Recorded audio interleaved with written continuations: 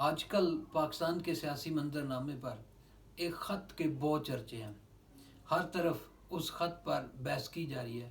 بہت سارے لوگ اس پر مسلسل گفتگو کر رہے ہیں، حالانکہ یہ عدلیہ سے ریلیٹڈ معاملہ ہے اور عدلیہ سے معاملات کو اس طرح سے زیر بحث نہیں لایا جاتا، کیونکہ اس خط کے اوپر ایک اجلاس ہو چکا، وزیر اعظم کی چیف جسٹس سے ملاقات بھی ہو چکی، ایک فل کورٹ اجلاس جو میٹنگ تھی وہ بھی ہو چکی، تمام ججز سپریم کورٹ کے اس کے اندر موجود تھے.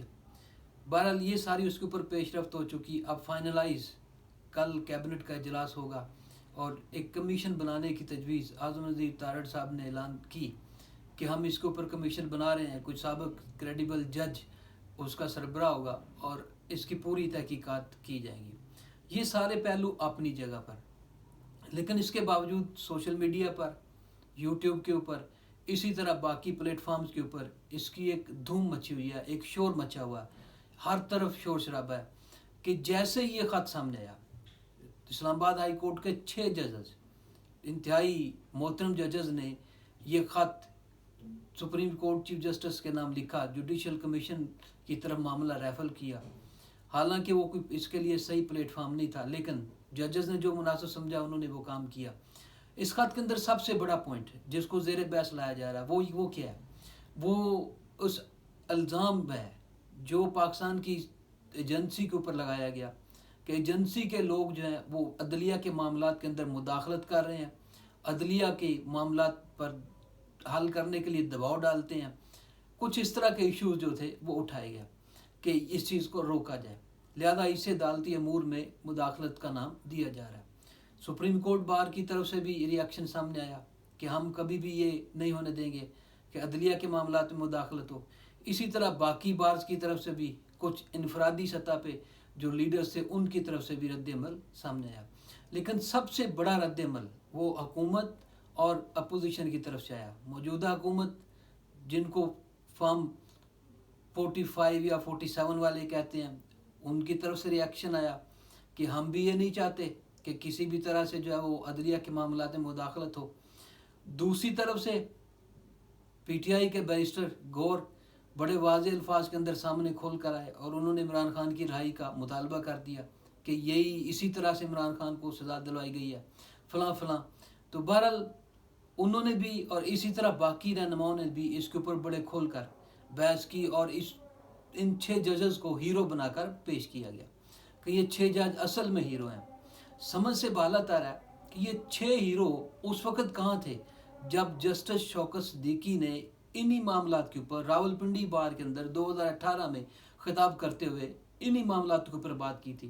ان کی نوکری بھی کی، 5 سال اس بندے نے انتہائی مشکلات کے اندر گزارے، حتیٰ کہ ان کا کیس کوئی سننے کے لیے تیار نہیں تھا. یہی اسلام آباد کے ججز تھے، ہائی کورٹ کے ججز تھے جو جسٹس شوکت صدیقی کے نام سے بھی چڑھنا شروع ہو گئے تھے. اگر ان کے سامنے نام لے جاتا تھا تو اس کے اوپر بھی چڑھنا شروع ہو گئے تھے. یہاں تک نوبت آ چکی تھی. سپریم کورٹ بھی کیس سننے کے لیے تیار نہیں تھا. سزا بھی ہو گئی، نوکری بھی چلی گئی، سب کچھ چلا گیا، میڈیا کے اوپر ہی مذاق بنایا گیا. بہت کچھ لوگوں نے کہا، بہت سارے صحافیوں نے لب کشائی کی اس کے اوپر، بہت سارے دوسرے لوگ بھی اس کے اوپر بولے کہ جسٹس شوکت صدیقی نے یہ کیا کہہ دیا. اس وقت جسٹس شوکت صدیقی کے ساتھ یہ 6 ججز کیوں نہیں کھڑے ہوئے؟ بہت بڑا سوال ہے کہ آخر اگر اتنی بات تھی تو اس کا مطلب جسٹس شوکت صدیقی جو تھے وہ جھوٹ نہیں بول رہے تھے، انہوں نے غلط بیانی نہیں کی تھی، انہوں نے غلط بات نہیں کی تھی. تو یہ 6 جج صاحبان اس وقت ان کے ساتھ اگر کھڑے ہو جاتے تو آج شاید عدلیہ کی صورتحال تھوڑی اگر یکسر مختلف نہ ہوتی تو کم از کم کچھ حد تک ضرور مختلف ہوتی. آج بہت کچھ شاید حالات مختلف ہوتے، لیکن ایسا نہیں کیا گیا. اب کیوں کیا گیا؟ اب ایک جماعت ان کو ہیرو بنا کے پیش کر رہی ہے، دوسری جماعت اس معاملے کو کسی اور طرح سے ڈیل کر رہی ہے. ایک جماعت پی ٹی آئی ہے جو ان جج صاحبان کو ہیرو بنا کے پیش کر رہی ہے اور بار بار اس چیز کے اوپر زور دے رہی ہے کہ وہ بالکل انتہائی محترم جج صاحبان ہیں، کریڈیبل ہیں اور انہوں نے بالکل ٹھیک بات کی ہے.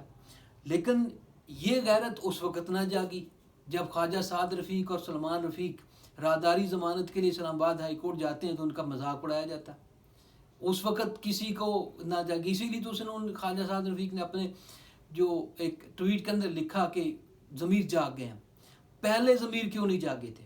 پہلے ضمیر آخر کیوں سوئے رہے؟ اس کی کیا وجہ تھی؟ یہ صاف ظاہر ہے جن کے ساتھ زیادتی ہوئی وہ سوال تو اٹھائیں گے، وہ پوچھیں گے تو ضرور کہ آخر اب جسٹس شوکت صدیقی نے تو ڈائریکٹلی سارا کچھ راولپنڈی بار کو خطاب کرتے ہوئے اوپنلی بیان کر دیا تھا، اور الزام بھی بتا دیا تھا کہ الزام کس کے اوپر جاتا ہے.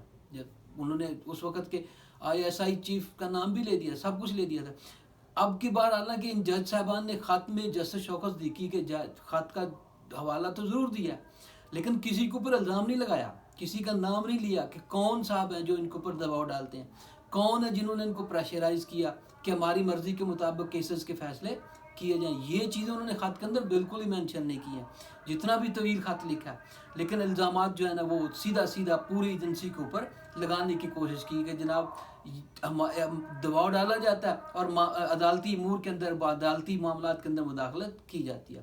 ہم میڈیا کے لوگ اس کے اوپر اتنی بحث تو نہیں کر سکتے، کرنی چاہیے بھی نہیں، کیونکہ جوڈیشل معاملہ ہے اور انتہائی حساس معاملہ ہے، اس چیز کو سمجھنا چاہیے. لیکن کم از کم اس کے مختلف پہلوؤں کا جائزہ ضرور لیا جا سکتا ہے، اور وہ جائزہ یہی ہے کہ اگر ایسی ہی معاملہ تھا تو جسٹس شوکت صدیقی کا ساتھ دیا جاتا، کیوں نہیں ساتھ دیا گیا؟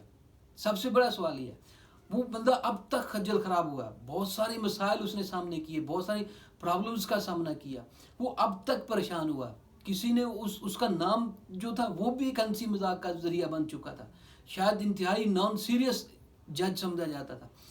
اس واقعے کے بعد یہ سارا کچھ سامنے آیا، لیکن اب 6 لوگوں کو اس چیز کا ضمیر واقعی جاگا تو انہوں نے یہ خط لکھ دیا، اور اب ساری کی ساری ذمہ داری وہ چیف جسٹس آف پاکستان قاضی فائز عیسیٰ کے اوپر عائد ہوتی ہے کہ وہ اس کے اوپر کیا قدم اٹھاتے ہیں. انہوں نے ایک فول کوڈ فوری بلایا، اجلاس ہو چکا ہے، کیبنٹ کا اجلاس ہونا ہے، پرائم منسٹر کی ملاقات ہو چکی ہے، فائنلائز دیکھتے ہیں کہ وہ کمیشن انہوں نے تجویز کیا، لیکن PTI کی جانب سے اس کو بھی رد کر دیا گیا. ایسی مثالیں پہلے بھی ملتی ہیں، کئی ایسے واقعات سامنے آئے جس میں اس جماعت نے اپنے لیے سہولت کار تلاش کیے. بہت سارے ایسے واقعات ہیں جو بعد میں ریویل ہوئے کہ یہ سہولت کاری کی گئی اور یہی مسائل بنے. اب بھی ایک پارٹی کی طرف سے یہ کہا جا رہا ہے کہ یہ اصل میں اپنے لیے سہولت کاری کروائی گئی ہے.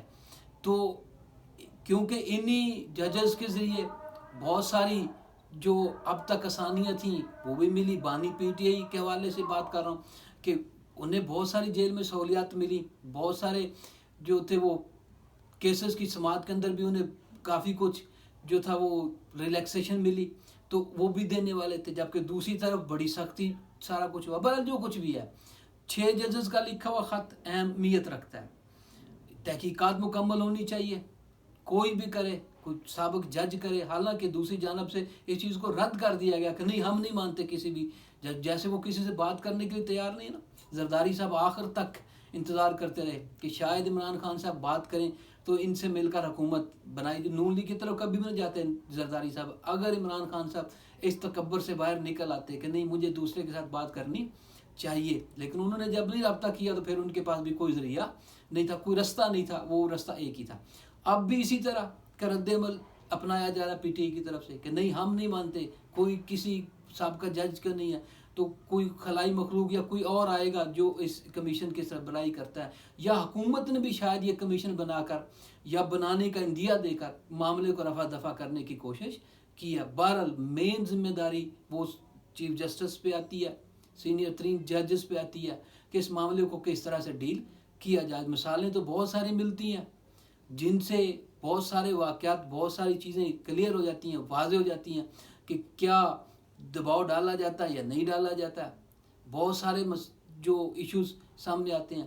بہرحال اب اس مخصوص موقع کے اوپر یہ آواز کیوں اٹھائی گئی ہے؟ سب سے اہم چیز یہ ہے کہ اب اس موقع کی تلاش کیوں کی گئی ہے، اسی وقت یہ خط سامنے کیوں آیا، اس سے پہلے کیوں نہیں آیا.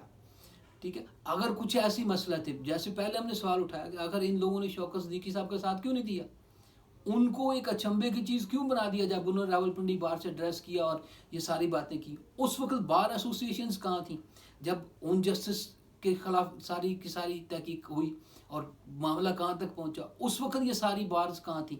کیوں اس وقت اس معاملے کو ہینڈل نہیں کیا گیا، تو اب بھی کیوں کیا گیا؟ بہرحال اب ایک معاملہ اگر سامنے آیا ہے تو اس کو منطقی انجام تک پہنچنا چاہیے۔